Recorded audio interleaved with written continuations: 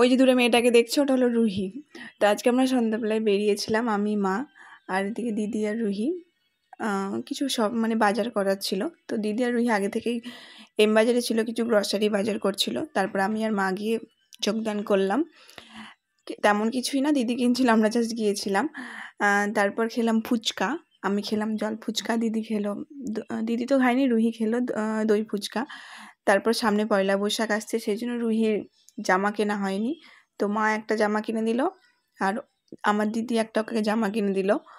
ও দুজনের কাছ থেকে নেবে, আমার কাছ থেকেও নেবে বলেছে। তারপর আমরা গেলাম দিদির বাড়িতে, কারণ দিদির বাড়ি আমাদের খুব একটা যাওয়া হয় না, সেটাতে রুহির খুব মন খারাপ, সেই জন্য। রাতে কে ছাদে যায়? আমরাই যাই। কি করতে? কারেন্ট চলে গেছে। এখন কি কারেন্ট চলে গিয়েছে? তাহলে তুই ছাদে কেন যাবি? মিক্সিটা আনা হলো তো? আনলা না তো মিক্সিটা?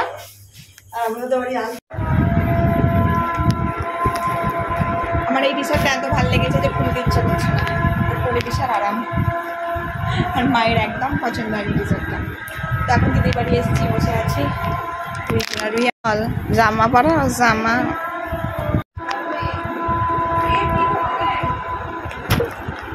ভালো। সানস্ক্রিনটা রান্না করে, হ্যাঁ ভালো লাগছে তো, সুন্দর বললাম না।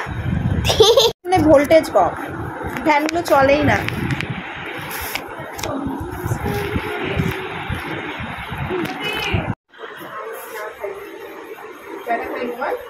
তুই মন্দির লাইটিং কই? লাইটিং জ্বলছে না কেন? সুইচ কই?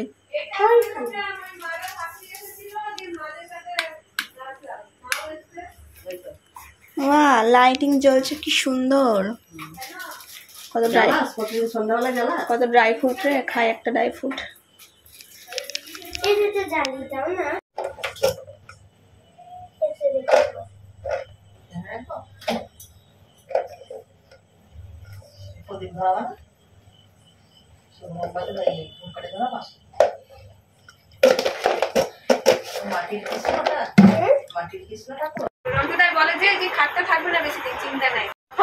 আর একটা জামা পর, নতুন জামা তো পরে নিলে, একটা পর।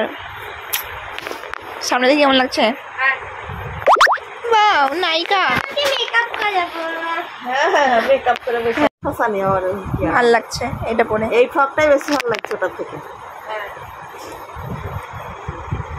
এটা পরে সুন্দর লাগছে। হাতের দাড়ি তো তোর চা দিবি বলে তো টুল, সর্বনাশ। আর কি আছে? জল, চা, আর কি খাবার কই? আর সর্বনাশ। রুহির ইমা মেকআপ কেন করাচ্ছিস? তুই কি মেকআপ আর্টিস্ট হবি? পড়াশোনা বাদ দিয়ে কি মেকআপ আর্টিস্ট হবি? আর এমা অত ফাউন্ডেশন গুলো শুধু শুধু নষ্ট করছিস কেন? তোর আমি অল্প দিয়েছি। কোনো কাজ আছে তোর? দিদুনকে তুই এই মেকআপ করানোর জন্য নিয়ে এলি তোদের বাড়িতে?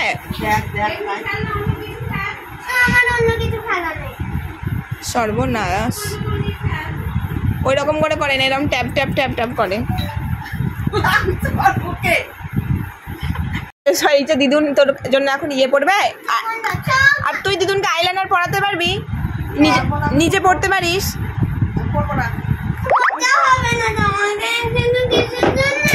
এত নাটক কোথায় শিখেছ? নাটক কম্প্যাক্ট লাগছে না, দেখে এইভাবে বাইরে যাওয়া যায় না। ঠিক আছে, আমি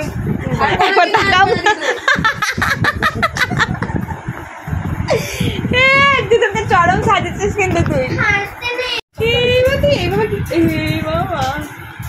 খুব পছন্দ হয়েছে।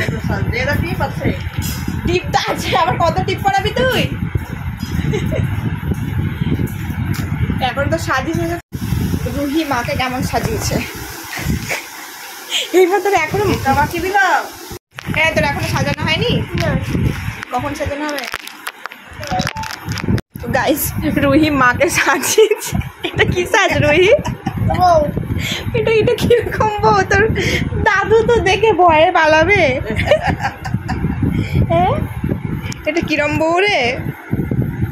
তাকাও। মেকআপ আর্টিস্ট এবার ছবি তুলছে মডেলের। এবার নিচে চিড়ের পোলাও, আমার দিদির হাতে চিড়ের পোলাওটা খেতে হেভি লাগে। ধর তো জল খাই। তোরা খাবি না চিড়ের পোলাও? মিথ্যা কথা, আগে নিয়ে আয়। চিড়ের পোলাওটা খেয়ে দিই কেমন হয়েছে।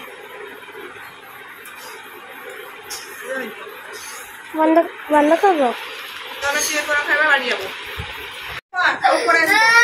ওরকম করে তারপর ওই যে জোরে জোরে কান্নার আওয়াজটা শুনলে ওটা তো হলো আমাকে মাকে আসতে দেবে না, তোর কান্নার আওয়াজে বিরিয়ানি খেতে খেতে জল খেয়ে খাই থেকে গিয়েছি।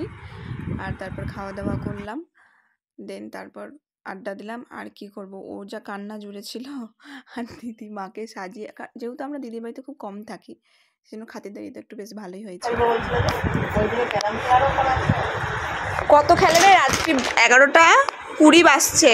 ঘুমাগা, আমি ঘুমাবো না। এবার কেমন খেলা, হেরে গেলে খেলতে হয় না।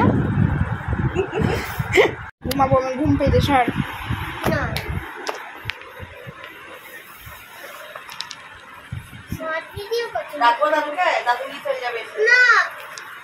সারাক্ষণ কান্না। আর কোনোদিনও কাউকে আসতে দিব না আমি, তোর অত্যাচারী। আবার এসে ক্যারাম খেলবার একদিন। रूही, तो हाँ तुम्हारा सपना पूरा हुआ, हम घर में चाहे थे। দেখ আমাকে শুধু পরিষ্কার লাগছে রে, দেখ মানে দেখ কি পরিষ্কার লাগছে। আলোটা পড়ছে।